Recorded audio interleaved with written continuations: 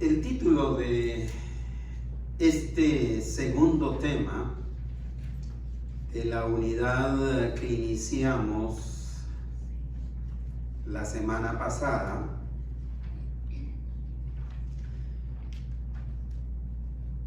es sabiendo lo que vendrá con el fin de las cosas. Sabiendo lo que vendrá con el fin de las cosas. Basado en Mateo capítulo 24, versículos del 15 al 22, que lee de la siguiente manera: por tanto, cuando veáis en el lugar santo la abominación desoladora de que habló el profeta Daniel, el que lee, entienda. Entonces los que estén en Judea, huyan a los montes. El que esté en la azotea, no descienda para tomar algo de su casa. Y el que esté en el campo, no vuelva atrás para tomar su capa. Mas ay de las que estén encinta y de las que críen en aquellos días. Orad pues, que vuestra huida no sea en invierno ni en día de reposo, porque habrá entonces gran tribulación, cual no la ha habido desde el principio del mundo hasta ahora, ni la habrá. Y si aquellos días no fuesen acortados, nadie sería salvo. Mas por causa de los escogidos, aquellos días serán acortados. Sabiendo lo que vendrá cuando llegue el fin de todas las cosas. Aparte de este texto, que es el texto central, Mateo 24, 15 al 22, voy a leer algunas otras citas bíblicas, pero estas van a estar en la versión Nueva Traducción Viviente. Hago esa salvedad, hago ese paréntesis para que podamos ir entendiendo. Es con el fin de darnos un poquito de más luz en cuanto a este tema. La Biblia, mis hermanos, hermanas, estimados oyentes, está llena de evidencia de que Dios siempre cuida de los suyos. Y quiero de entradita invitarlos a que hagamos un ejercicio mental y espiritual al respecto de esta primera declaración. Yo voy a mencionar algunas de las evidencias que la Biblia nos da del cuidado de Dios para con nosotros. Pero mientras yo la menciono, quiero que usted ubique mentalmente esa evidencia en la Escritura. ¿En dónde lo dice? No necesito que me lo diga, pero quiero que usted ponga ese ejercicio, esa evidencia que yo menciono, son poquitas, la ubique o trate de ubicarla en la palabra del Señor. Así que Dios siempre cuida de los suyos, ya sea en el desierto, atravesando un desierto, ya sea en medio de un tempestuoso mar, ya sea cruzando un río en seco, ya sea en medio del fuego, ya sea frente a gigantes, ya sea frente a los ejércitos más poderosos de la época, ya sea frente a leones u osos hambrientos, ya sea cuando estamos sin nada que comer, esperando la hora de morir de hambre, o en medio de la persecución.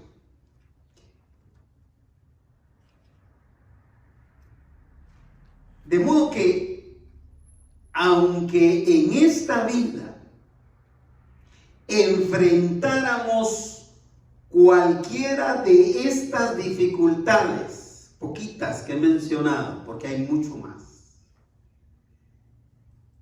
Dios nunca nos dejará solos. Amén. Dios nunca nos abandonará, aunque ese sentimiento de abandono nos invada. Dios nunca cambiará su opinión al respecto de habernos salvado. Amén. Aunque nosotros seamos infieles, Dios nunca se va a arrepentir de haber muerto por nosotros. Los que nos arrepentimos de haber hecho algo bueno en favor de alguien, somos nosotros. Cuando nos pagan mal, ¿no es cierto? Así baja nuestra mente. Mejor no hubiera hecho esto. Pero de parte de nuestro Dios jamás vamos a escuchar semejante expresión. Este mundo corrompido por el pecado está lleno de miseria, hermanos. Por todos lados hay miseria.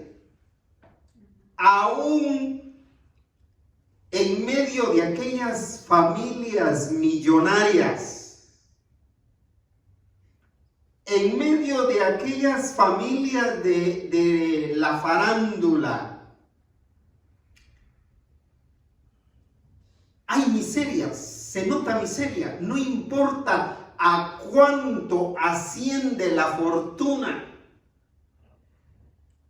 de ninguno de ellos, hay miseria en la vida, en la manera de vivir.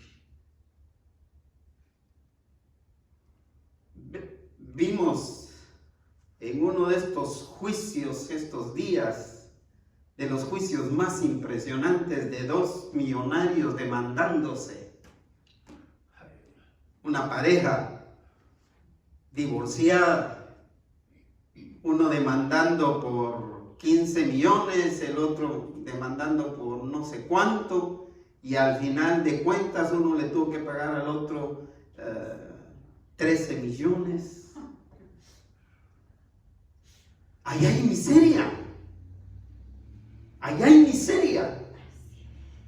Porque hay cantidad de gente muriendo sin nada que comer o sin techo para dónde vivir. Este mundo corrompido por el pecado está lleno de miseria, por lo tanto está lleno de dolor, está lleno de aflicción, de envidia, de egoísmo, de avaricia.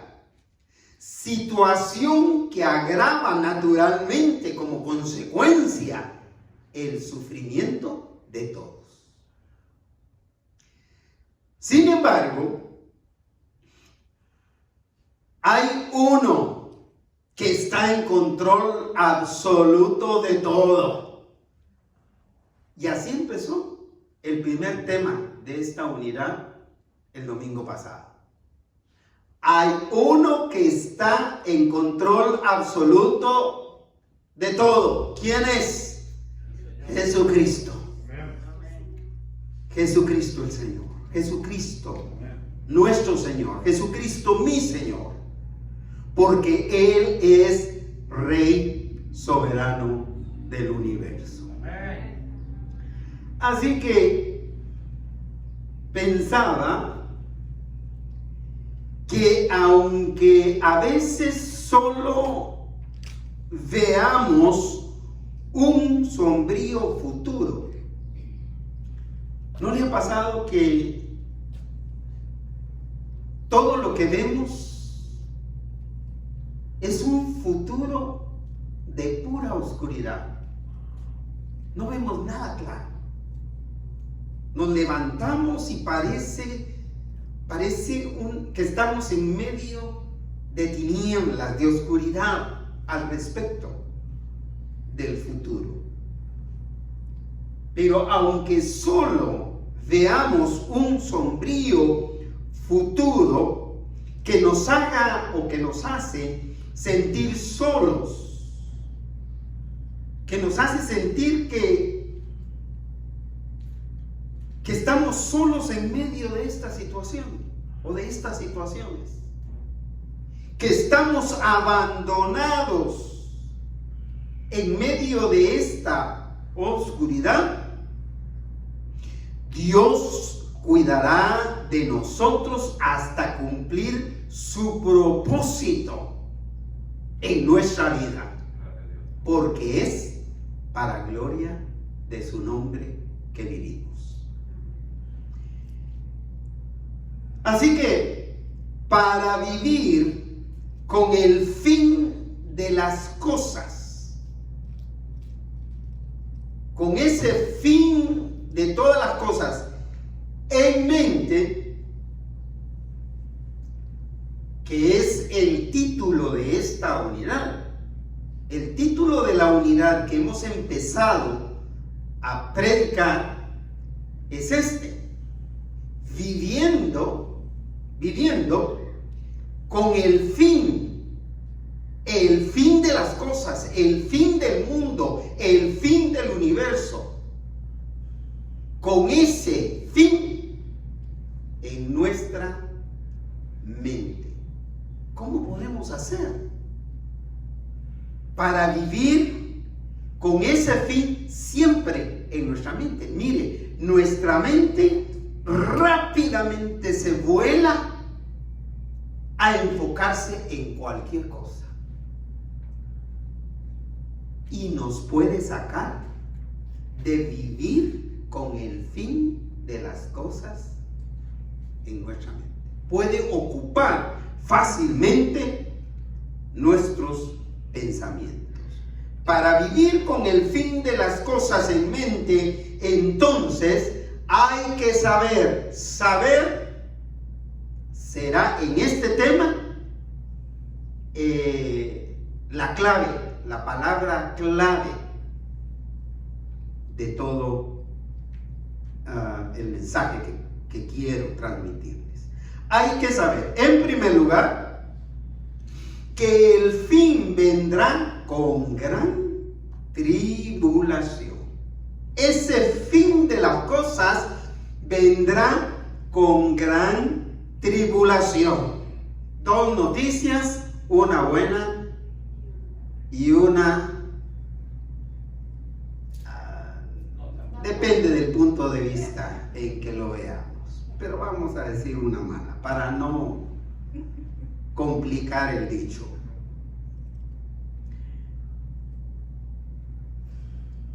Y esa que podemos considerar como mala está que será una gran tribulación que los creyentes, los cristianos que estén vivos cuando eso suceda, también tendrán que experimentar. Así que no sé, dependiendo de eso, ¿cuántos queremos estar vivos cuando el Señor venga? A ver si no será mejor adelantarnos. y que el Señor nos lleve antes. Pero tenemos que saber entonces que el fin de las cosas vendrá con gran tribulación. Jesús hizo saber a sus discípulos que así como ciertamente llegaría una terrible tribulación, una terrible persecución, también el Hijo de Dios Jesucristo regresaría para llevarse a los suyos con él para vivir por la eternidad. Y ahí se complementa la buena. Es decir, que aunque es cierto, mis hermanos, mis hermanas, que vendrá una gran tribulación, también es cierto, y hermana Teresita diría, ciertísimo, pastor, segurísimo, de que junto con esa gran tribulación vendrá Jesucristo por segunda vez para llevarse a todos los que han depositado su fe en él. Así que nos arrancamos con el versículo 15,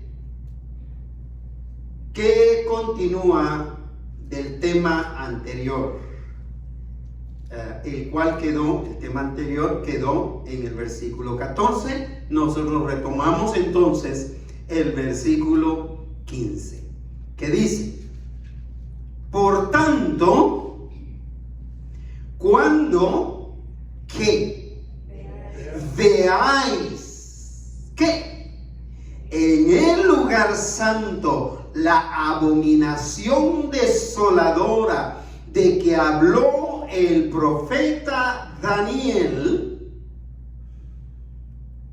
el que lee entienda. Si usted está leyendo, mi hermano, mi hermana, entienda. Por favor, ponga sus 5 sentidos o 6. En el caso usted tiene 6. O 10, si usted tiene 10. Ponga toda su mente en esto que estamos escuchando, este tema que estamos escudriñando en este momento. Por tanto, cuando veáis, esto es clave, cuando veáis, esto significa que hay que vivir con el fin de las cosas en mente. Hay que ver, hay que estar con los ojos abiertos, hay que estar pendientes.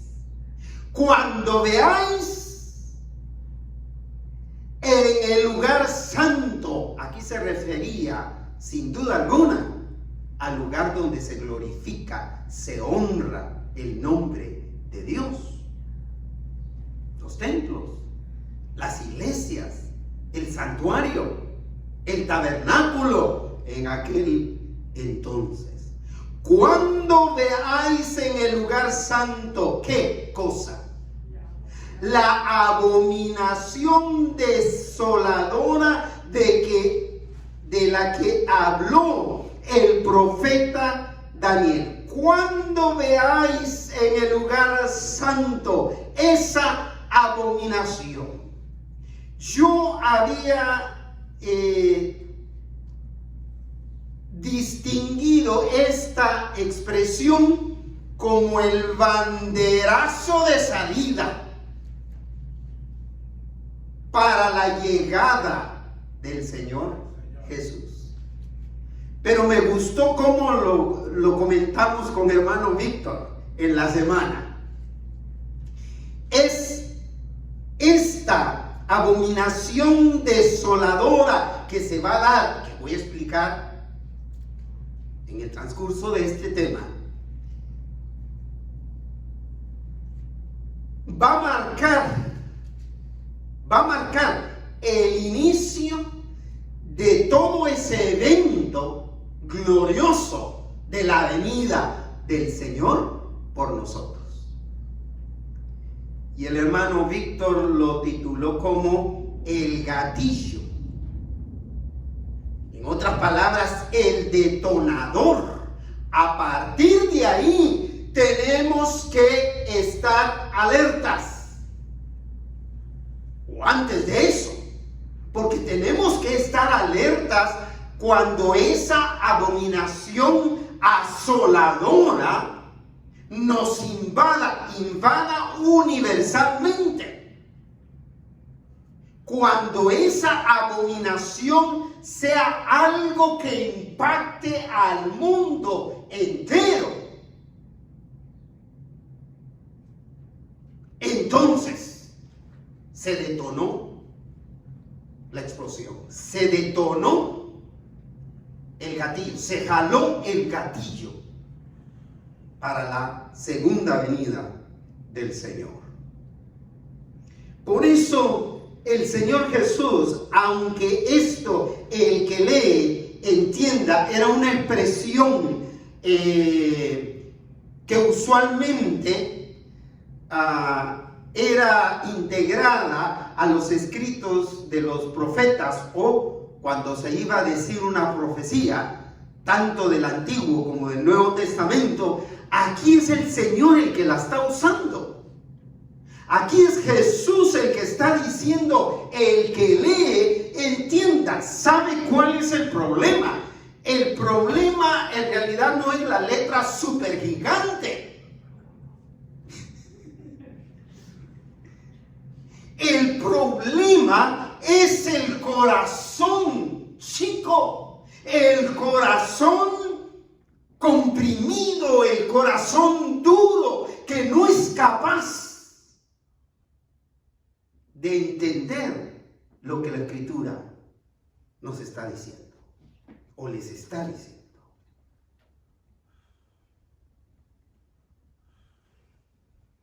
De esta abominación desoladora ya Daniel había profetizado.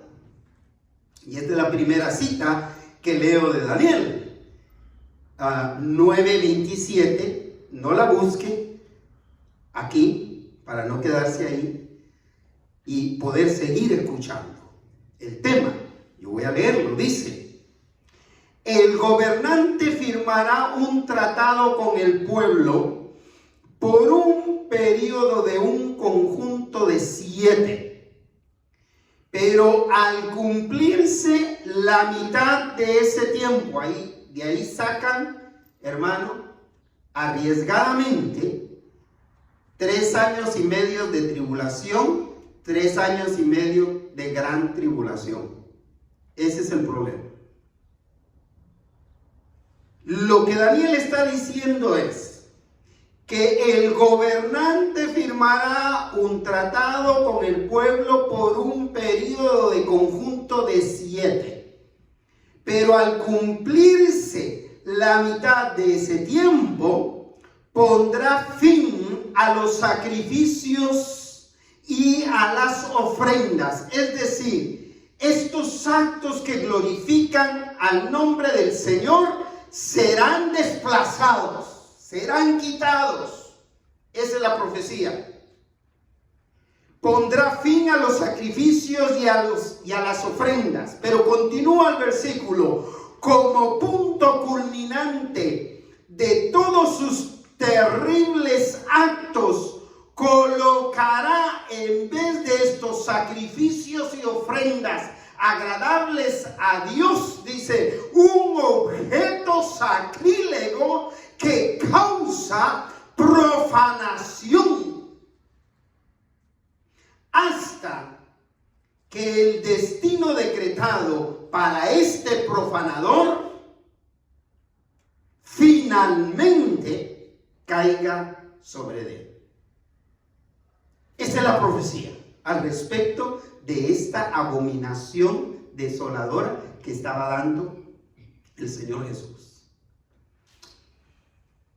En el año Fueron muchos años antes, varias centenas de años antes que Daniel esté escribiendo eso, para que Jesús lo mencionara otra vez.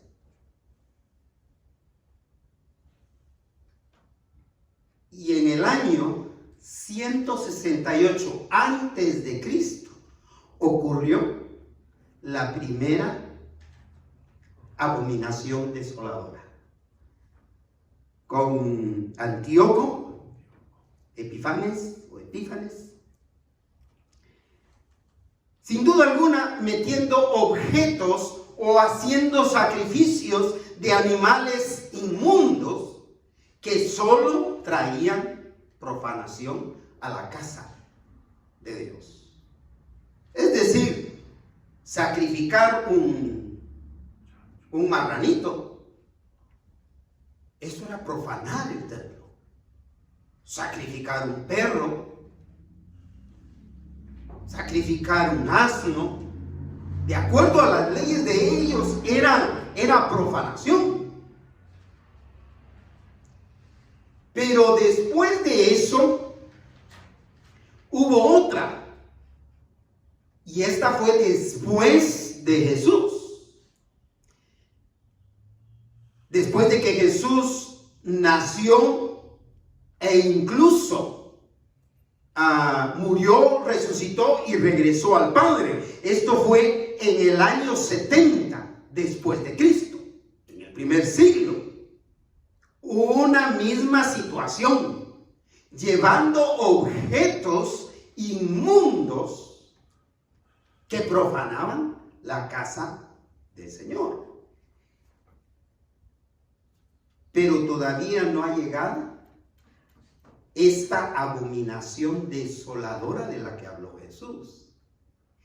Y al transcurrir de los siglos, después del primer siglo, después del año 70, que ocurrió eso, déjeme decirle que ha venido una serie de profanaciones a la casa de Dios. Siglo con siglo, no hay siglo que se haya quedado sin una profanación de las cosas de Dios. El holocausto de judíos, cristianos y no cristianos, eso fue otra abominación a Dios. En el siglo XX, ¿sí? ¿Cuánta profanación no hubo? Y nos llegamos al siglo XXI. Y hermanos, en esta semana surgieron 3 situaciones que yo en lo personal catalogo como abominación. Pero no puedo determinar si esto, por eso es importante seguir viendo, seguir observando. Porque cuando esa abominación desoladora llegue, es que el gatillo se detonó. Es que la bala ya no se puede detener. Es que el misil se lanzó. Es que se hizo clic.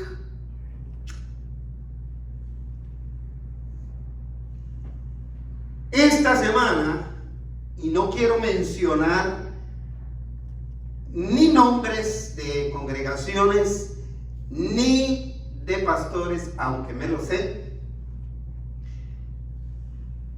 porque esas abominaciones nos están alcanzando hasta nosotros, hasta nuestras propias denominaciones. Y los Southern Baptist no estamos exentos. Por eso hay que estar con el ojo bien abierto al respecto de estas cosas. Una de estas mega iglesias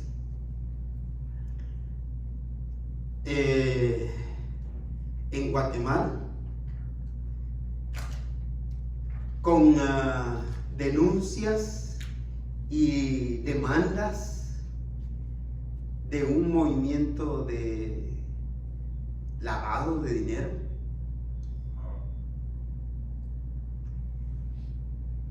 La otra congregación, que yo me imagino, mega iglesia, que ustedes han de saber, aquí en California, donde el pastor se declaró culpable de 3 cargos.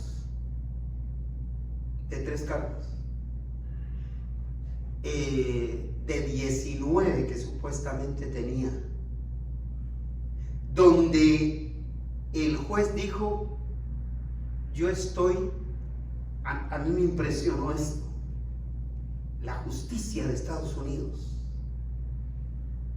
la justicia de este país, la justicia en manos de los hombres, me impresionó. Oír a un juez, un hombre mayor, casi para llorar, diciendo, yo estoy con las manos atadas. En otras palabras estaba diciendo, yo no puedo hacer nada, yo no puedo hacer justicia. Dijo, yo estoy con las manos atadas porque el sistema judicial permitió un acuerdo entre la fiscalía y el acusado, los abogados del acusado. Para mí eso es abominación. ¿Sabe por qué? Porque hay 5 millones de miembros de esa congregación que siguen respaldando a este hombre y que han garantizado que él seguirá manejando la congregación desde donde esté. Esto es impresionante. Ahora, no digo que esa sea la abominación desoladora, porque la otra sucedió en Texas, también en una mega iglesia con un pastor de renombre, donde le llegó un grupo de mujeres a protestarle, y como parte de esa protesta empezaron a quitarse la ropa. Como parte de esa protesta, allá adentro, hasta que las sacaron. Es decir, mis hermanos, es un cúmulo, y vuelvo a repetir, nuestra denominación, para los que no sabían, los Southern Baptists de California, estamos atravesando también por ese problema, por esa situación. Por eso es importante, hermano Víctor, con todo mi corazón yo le decía del dolor que a veces me invade, de sentir la indiferencia del pueblo cristiano, porque sabe, aunque nosotros no pertenecemos a estas organizaciones, no tenemos nada que ver con ellos, e incluso a algunas de estas denominaciones las llaman sectas, lo que significa que están relacionadas directamente con Satanás. Al identificarse con el nombre de Jesucristo, que lo hace, ya nos involucraron a nosotros. Nosotros somos parte, aunque no tengamos nada que ver con ellos. A alguien que desconoce completamente de esto, con solo oír que la Iglesia Universal, con la que nosotros no tenemos nada que ver, proclama el nombre de Jesucristo, ustedes son de los mismos. Por eso necesitamos abrir nuestro corazón. Por eso necesitamos obedecer lo que el Señor dijo. El que lee, entienda.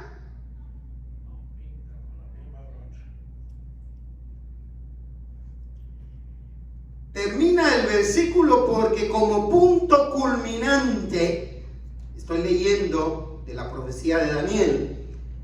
De todos sus terribles actos, entonces se colocará un objeto sacrílego que causa profanación hasta que el destino decretado para ese profanador finalmente caiga sobre él.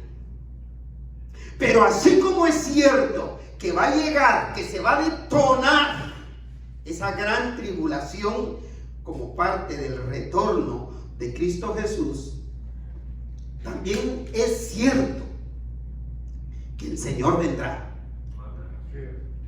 Eso es lo que debe levantarnos. Y el Señor lo dijo, lo garantizó. Yo no sé si, no quiero adelantarme, pero voy a leer lo que el Señor dijo en cuanto a su retorno. 24, 29 y 30. El 29 dice: inmediatamente después de la angustia de esos días, de la angustia de esos días, ¿qué pasará? El sol se oscurecerá, la luna no dará luz, las estrellas caerán del cielo y los poderes de los cielos serán sacudidos. Después de todas esas abominaciones que he mencionado, ¿ha ocurrido esto? No. ¿Qué quiere decir entonces? Que debemos mantener alerta. Debemos mantener los ojos abiertos para cuando esa abominación que rebalse el vaso, porque se está llenando de abominación. Cuando rebalse, ¡pum!, se dispara entonces la gran tribulación que viene acompañada del retorno de Jesucristo. El sol se oscurecerá, la luna no dará luz, las estrellas caerán del cielo y los poderes de los cielos serán sacudidos. El 30 dice: y entonces, por fin, aparecerá en los cielos la señal ¿de qué? De que el Hijo del Hombre viene. Este Jesús hablando. Este Jesús diciendo: así va a suceder, sin dar fechas específicas. Aparecerá el Hijo del Hombre y habrá un ¿qué? Profundo lamento entre todos los pueblos de la tierra. Un profundo lamento ¿de quiénes? De todos los que le rechazaron. De todos los que rechazaron a Cristo. Y continúa: verán. Estos son verbos claves. Verán, otra vez, el verbo ver. Verán al Hijo del Hombre venir en las nubes del cielo con poder y gran gloria. Nadie se va a quedar sin ver la llegada del Hijo de Dios. ¿Y sabe qué? Estaba pensando en el tema pasado, está bien estrechamente unido con el tema anterior, hermano Víctor. ¿Sabe por qué no tienen nada que ver las redes sociales con eso?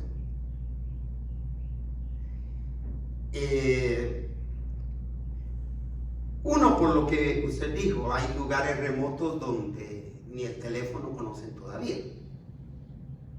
Aunque nosotros creamos que por todos lados hay lugares bien remotos que no, a los que no llega el wifi de ninguna manera, ¿verdad?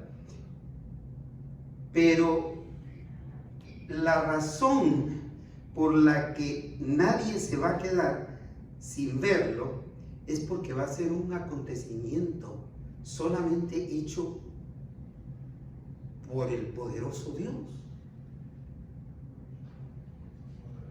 ¿Usted cree que nadie se va a dar cuenta cuando el sol se oscurezca en el mundo entero? Y como consecuencia, la luna también. ¿Y por qué como consecuencia la luna también? Porque la luna refleja luz del sol. ¿Usted cree que nadie se va a dar cuenta? Porque ahora no hemos tenido un día en que todo el mundo esté en oscuridad. Y serán varios días de oscuridad en todo el mundo. ¿Quién sabe la tecnología cómo va a ser trastornada?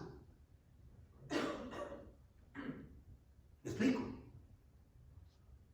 Entonces, esos son puros cuentos. Esos son puros cuentos de que ahora por las redes sociales, a saber cómo va a ser impactada la naturaleza. Que el sol se oscurezca, que la luna también y que las estrellas empiecen a caer.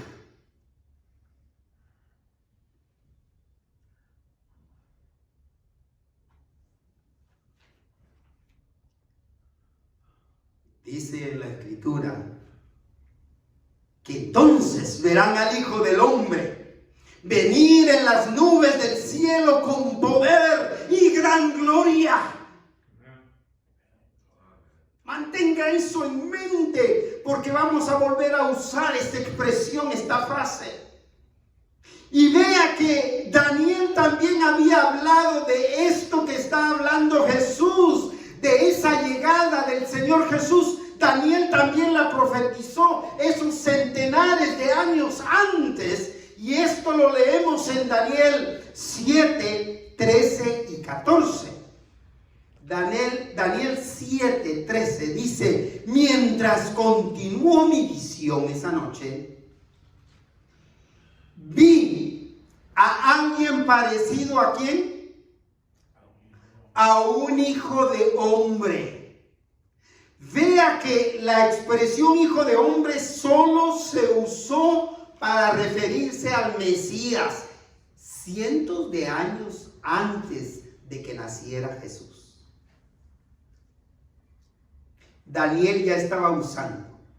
Y vi a alguien semejante a un hijo de hombre descender ¿de dónde? De los cielos, dice. Descender con las nubes del cielo, así como me han visto irme, de la misma manera me verán cuando yo regrese. Descender con las nubes del cielo. Continúa, se acercó al anciano y lo llevaron ante su presencia. Y el versículo 14 cierra esta visión diciendo: y se le dio autoridad, se le dio honra, se le dio soberanía sobre todas las cosas, las naciones del mundo, para que lo obedecieran los de toda raza, los de toda nación, los de toda lengua. Su gobierno es eterno, no tendrá fin, su reino jamás será destruido. Es impactante esa profecía de Daniel. Centenas de años antes de que Jesucristo naciera, viniera como el Hijo del Hombre, como el Hijo de Dios, como Dios mismo. Este primer versículo, fíjense que solo estoy predicando del versículo 15, del primer versículo de nuestro texto. Este versículo 15 de este estudio de hoy introduce el inicio de una tribulación sumamente severa que culminará con la llegada del Señor Jesucristo para llevarse a sus hijos con Él para vivir por la eternidad.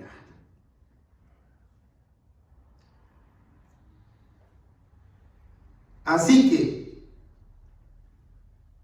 aunque la tribulación sea durísima y los que estén vivos van a tener que sufrirla, esta solamente será la antesala del retorno de Jesús.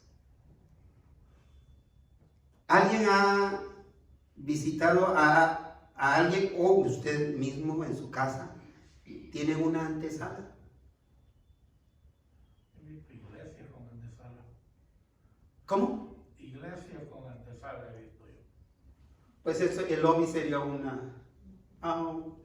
bueno, más o menos, pero sí hay antesalas. Hay casas con una antesala, lo que significa que no pasan hasta la sala, que hay otro paso. Es una antesala, es algo que está antes de llegar a la sala. Y esta tribulación solo es la antesala del retorno del Señor. Entonces, una vez se pasa esa antesala, se llega a la sala. La sala es el retorno del Señor. La antesala va a ser disparada con esa abominación de la que estábamos hablando, allí en el versículo 15. Y una vez es detonado eso, empezará una gran tribulación. Para llegar a la sala, tribulación que va a terminar con el retorno de Jesús, levantándonos a nosotros también, a los que estemos vivos, como dice el apóstol Pablo. Pero aunque esa tribulación sea durísima para los que estén vivos, entonces esto será solamente la antesala de ese glorioso retorno del Señor, lo cual significa dos cosas que debemos asimilar hoy muy fielmente. Primero, que ya no será el principio de dolores citado en el versículo 8, predicado la semana pasada por el hermano Víctor, y que fue muy bien expuesto. Es decir, no se va a tratar de principio de dolores.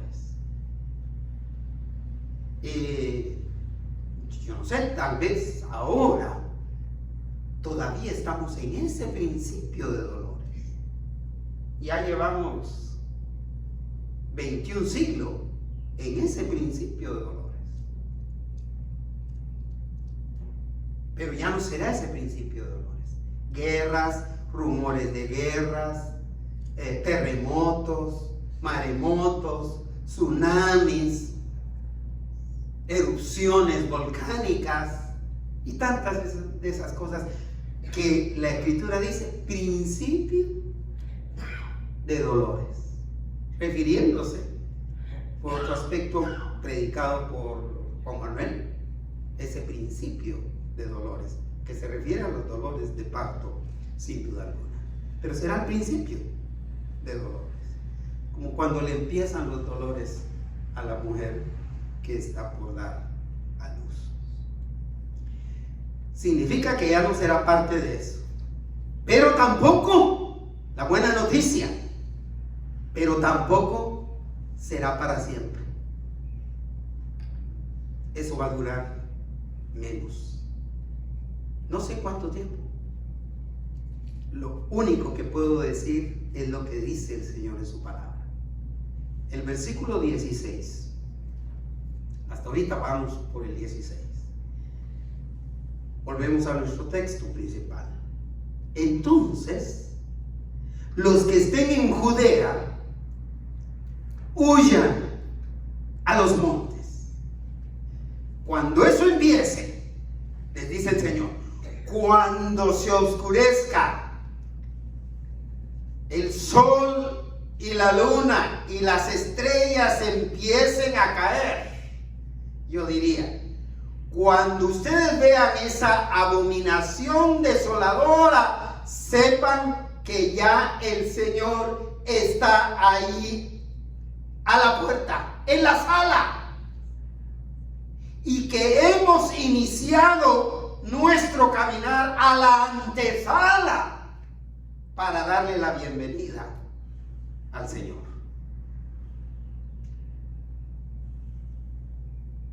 Y el Señor les dice, entonces los que estén en Judea, huyan a los montes. Sabiendo Jesús que lo que vendrá es algo terrorífico, hermanos y hermanas, les ordena huir al lugar más seguro.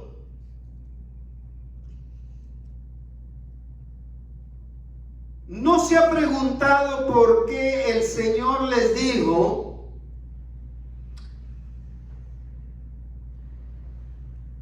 los que estén en Judea, huyan a los montes?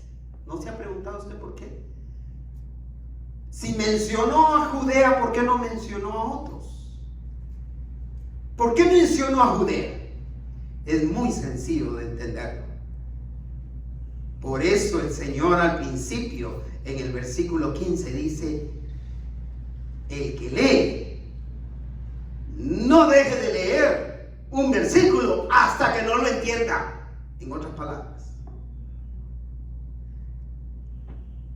los que están en Judea no huyan, los que están en Judea huyan a los montes, porque los montes eran, yo digo, siguen siendo el lugar más seguro contra las invasiones extranjeras especialmente.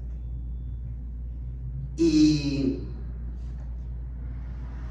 el Señor les está diciendo, y Judea era un lugar bajo, casi al nivel del mar, con varias provincias. Entonces, los que están en Judea, huyan a los montes. Pero él estaba hablando de manera alegórica, diciéndoles,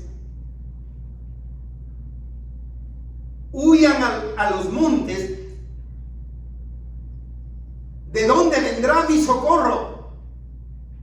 Mi socorro viene de Jehová. Es decir, Jehová, nuestro Dios, los brazos de Jesucristo, es el único lugar seguro. Hoy y en ese momento, cuando esa tribulación llegue. Amén. Por eso es necesario estar con los ojos abiertos, para ver cuando ese gatillo sea jalado, cuando sea detonado el evento del retorno del Señor que va a venir anticipado de grandes sufrimientos, de gran tribulación, que no habrá otro lugar a donde huir, sino el único lugar seguro serán los brazos del Señor.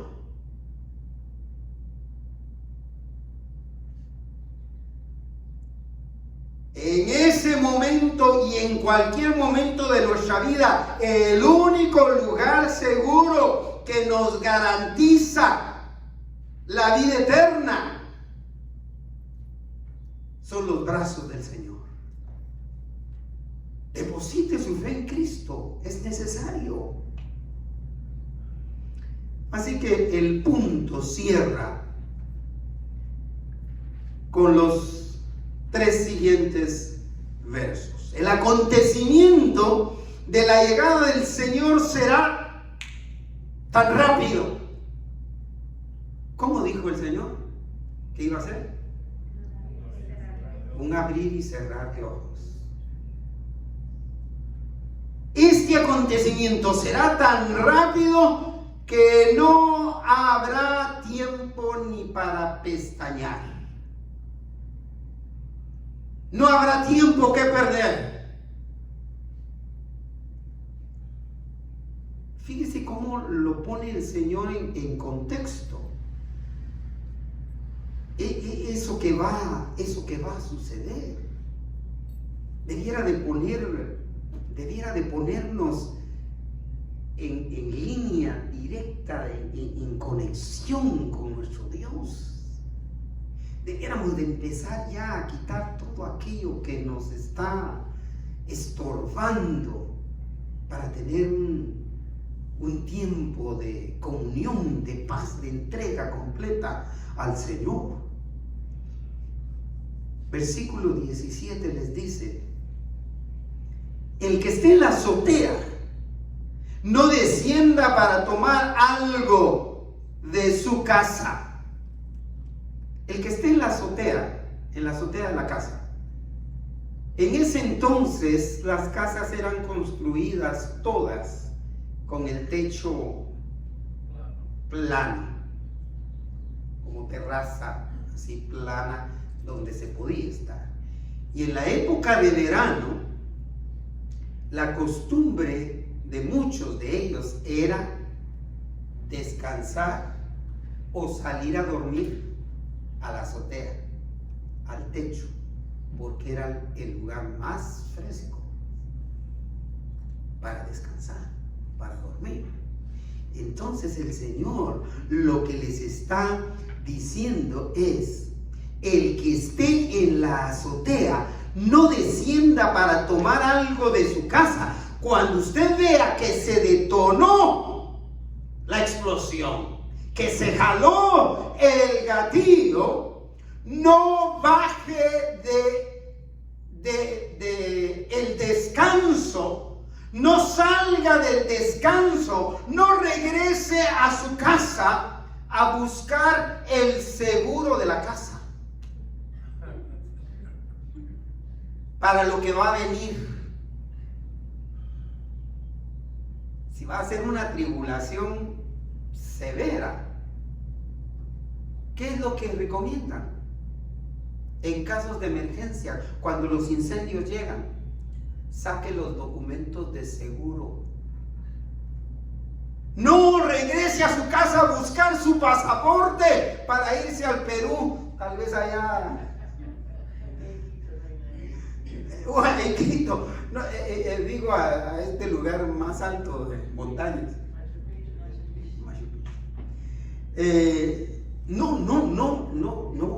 No pierdan tiempo en eso.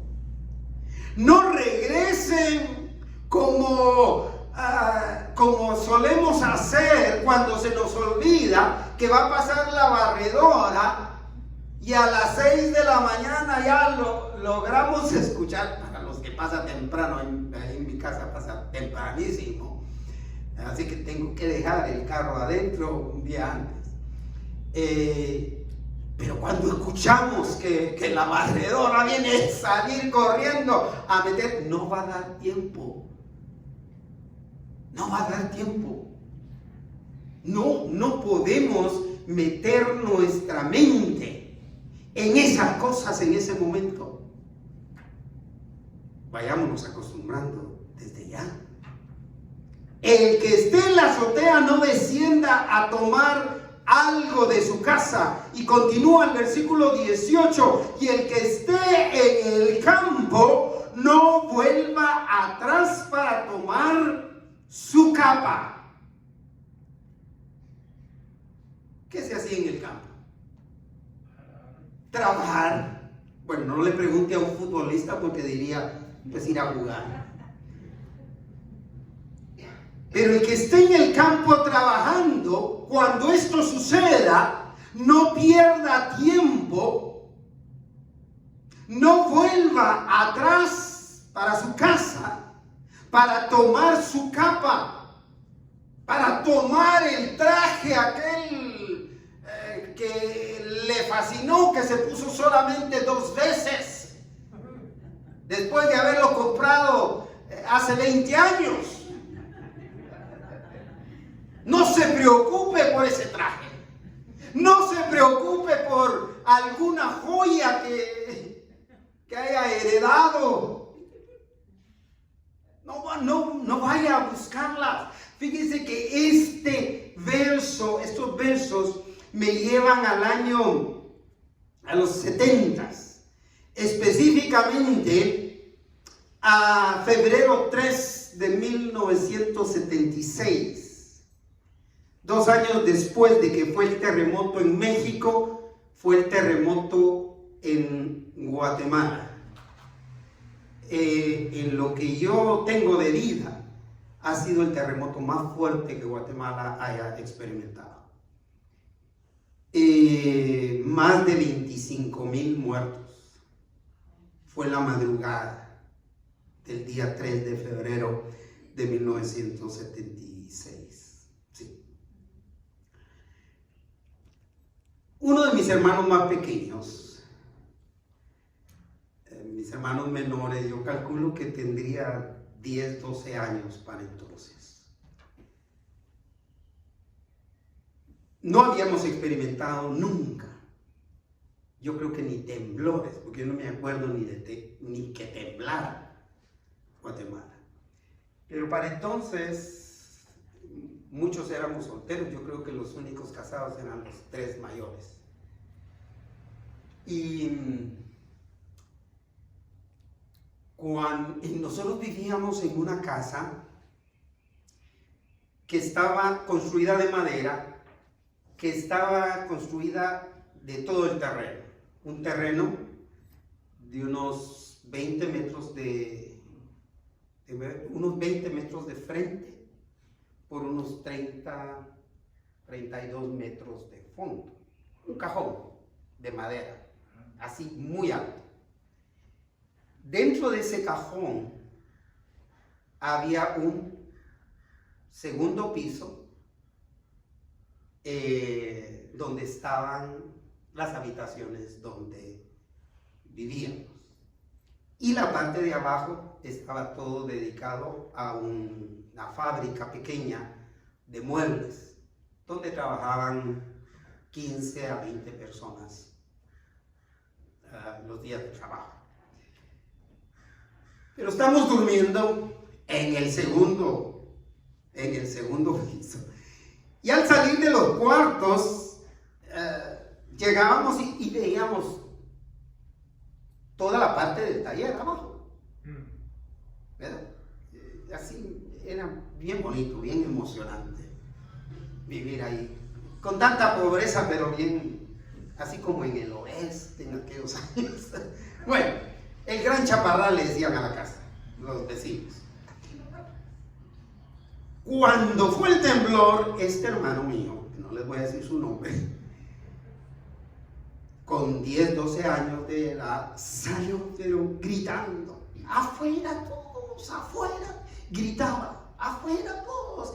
Y venía, y al llegar a la escalera, a mitad de la escalera, se regresa, porque se acordó que un día antes le habían comprado tenis. Había sido el turno de él de unos tenis. Están nuevecitos. Y de medio de la escalera regresa, porque se acordó que sus tenis habían quedado en la habitación. Seguía gritando, pero regresó. Y ahí empezaron a gritarle todos, afuera, ahí sí que afuera, y le llamaban por su nombre y algo más, que saliera. Y él sale con sus, mire, es algo que se me hizo tan real, tan idéntico con esto. Y él sale, y al salir a la parte de donde podía, una especie de balconcito, donde se podía ver hacia abajo, saca y tira los tenis para garantizar que los tenis iban a estar seguros, aunque a él no le diera tiempo. Y sigue gritando ya. Pero lo impresionante de cómo nuestra mente está tan arraigada a esas cosas materiales. Eso es lo que quiero resaltar. Que lo que el Señor está diciendo a través de este tema es que podamos descartar esas cosas y que ocupe nuestro pensamiento la segunda venida del Señor. Y el otro caso, no se preocupe que ahí vamos a ir cerrando, pero el otro caso que recuerdo es un señor, un indígena que tenía muchas propiedades ahí mismo donde vivíamos y que fue uno de los primeros funerales que vimos también viviendo ahí, el de este señor de apellido Soc. Bueno, ya sabes si hay familia de él ahí, entonces si me lo menciono, pero este señor indígena, cuando murió, le metieron su herramienta de trabajo al ataúd. Le metieron su machete, su asadón y su pala. Literalmente abajo. Es decir, yo estaba impactado de eso, porque allá en la otra vida lo iba a necesitar.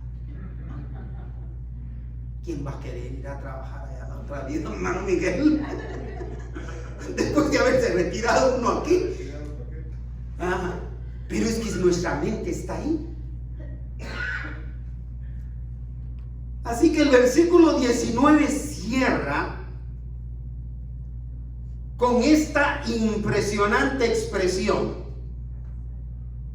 de drama. Léala conmigo. Mas hay de las que estén encinta y de las que críen en aquellos días. En este caso, Jesús no les da más indicaciones.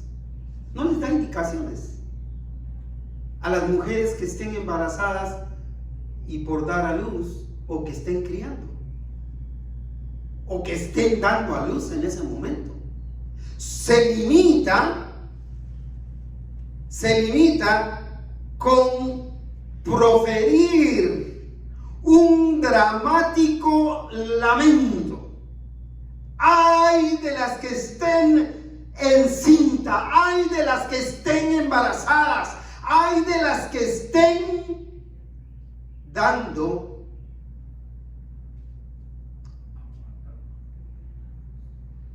a luz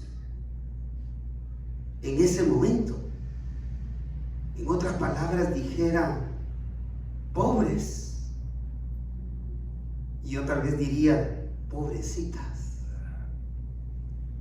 las que estén pasando por esa circunstancia. Mis hermanos, es necesario, mis estimados oyentes, es necesario vivir aquí sobre la tierra con el fin de las cosas aquí en mente. Que lo primero que yo me levante, lo primero que yo haga al levantarme es decir: gracias, Señor. Gracias, Señor. Si usted ve luz,